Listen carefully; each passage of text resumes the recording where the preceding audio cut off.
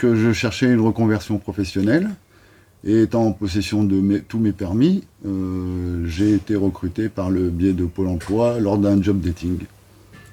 Bonjour, je suis Geneviève Maris, conseillère entreprise au Pôle emploi de Limoux, en charge du suivi des employeurs et des entreprises du secteur. Bonjour, je suis Charline Samoyau, conseillère à l'emploi au Pôle emploi de Limoux également.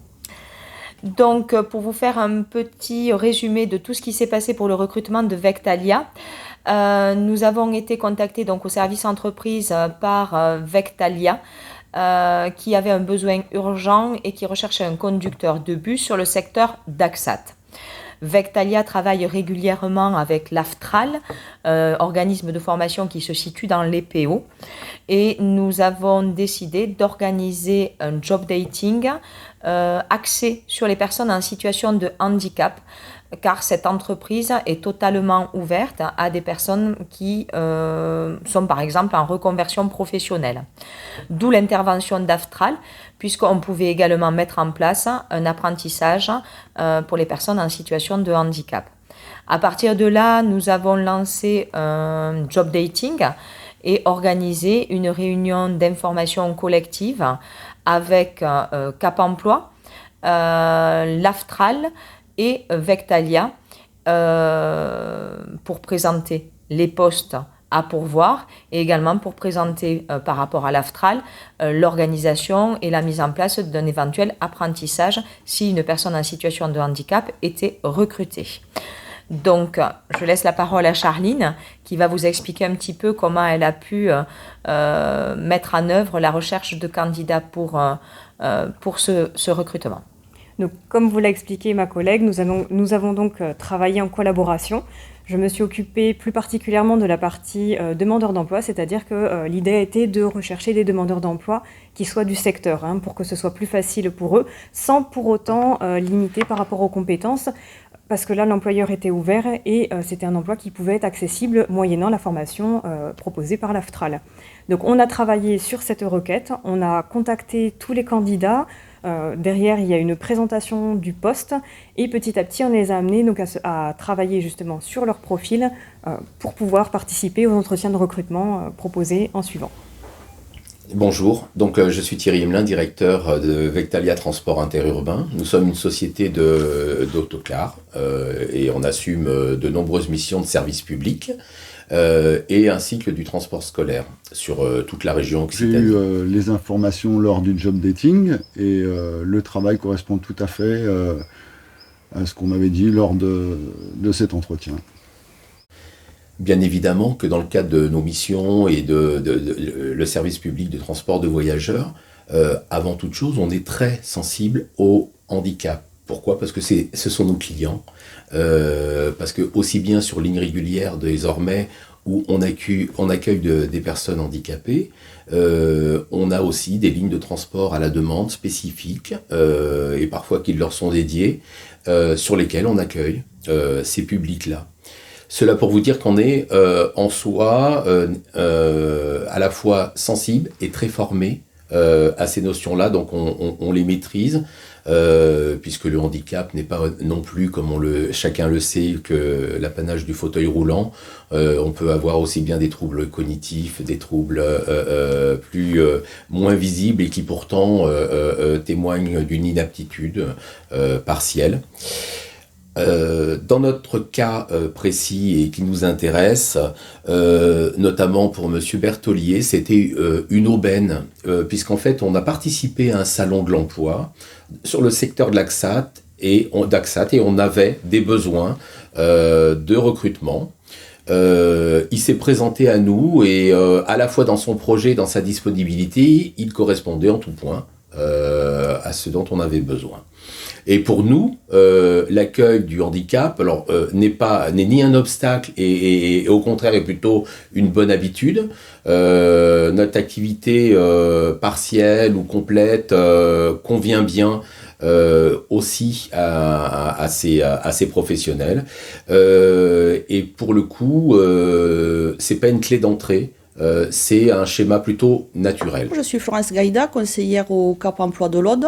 Donc j'interviens essentiellement sur le territoire de Limoux Haute-Vallée, sur l'accompagnement des bénéficiaires de l'obligation d'emploi et aussi sur l'aide au recrutement auprès des employeurs privés et publics. Donc je travaille en partenariat avec le Pôle emploi de Limoux, avec qui nous mettons en place régulièrement des actions communes afin de favoriser l'embauche des bénéficiaires de l'obligation du territoire. Et dans ce cadre-là, donc, j'ai été sollicitée par mes collègues, Madame Geneviève Maris et Madame Samoyo-Charline, pour participer au recrutement avec Vectalia et l'Aftral. Tant et si bien que, comme on était avec le Pôle emploi et l'ensemble des partenaires sur place, on a tout de suite pu décider du schéma, puisqu'en fait, notre collaborateur n'était pas titulaire de l'ensemble des certificats, on appelle cela une FIMO, pour exercer la profession. Et d'emblée de jeu, on s'est mis d'accord, y compris avec les organismes, pour mettre en place un cofinancement qui permet d'organiser la formation. J'ai donc suivi une formation de 3 mois par le biais de l'Aftral, qui a débouché sur un titre professionnel de conducteur de bus.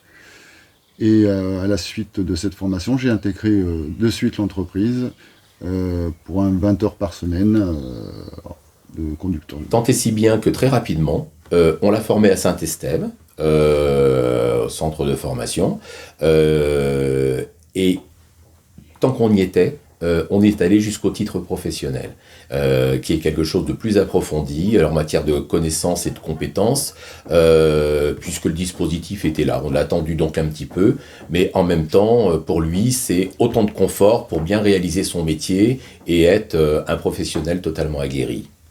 Alors malgré l'âge, il ne faut pas avoir peur de se remettre en question. C'est une formation qui est très bien encadrée et qui débouche sur un titre professionnel donc, qui est très intéressant. Au-delà de ce cas particulier, en fait, on a très l'habitude, puisqu'en fait, on a dans ce contexte, le handicap, c'est tout au long de la vie. C'est aussi bien quelque chose qui vous appartient malheureusement à la naissance et qui va vous amener à orienter votre vie d'éducation, de travail, mais aussi il y a des accidents de la route. Et dans ces cas-là, on est amené à adapter les postes de travail, les postes de conduite, et on a avec par exemple la SAMET des bonnes mesures de cofinancement qui permettent pour tout un chacun, dès lors que sa vie bascule, d'organiser son poste de travail de manière à ce que l'avenir soit possible. Dans le cadre de ce recrutement, j'ai positionné des candidats que j'ai en suivi et en reconversion professionnelle pour qu'ils puissent participer donc à l'information collective.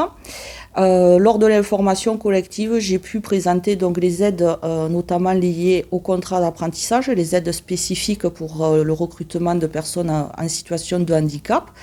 Et une fois donc le recrutement terminé, j'ai pu accompagner l'entreprise donc et le centre de formation sur la mobilisation notamment des aides AGFIP liées au contrat d'apprentissage.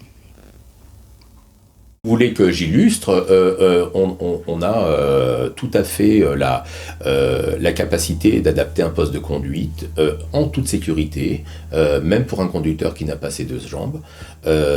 On a souvent dans ces conditions une adaptation du lieu de parking de manière à ce qu'à la prise de service il ait le moins de cheminement piétonnier à faire, mais ensuite l'exercice du service de transport se fait très bien. On a aussi des personnels d'atelier qui ont des difficultés un jour de manutention. Il y a tout un ensemble d'outils de manutention, d'extraction qui facilitent la vie et évitent le port de charge. Et avec ça, on le vit très bien et on peut, de manière tout à fait opérationnelle et complètement transparente, continuer à travailler ensemble.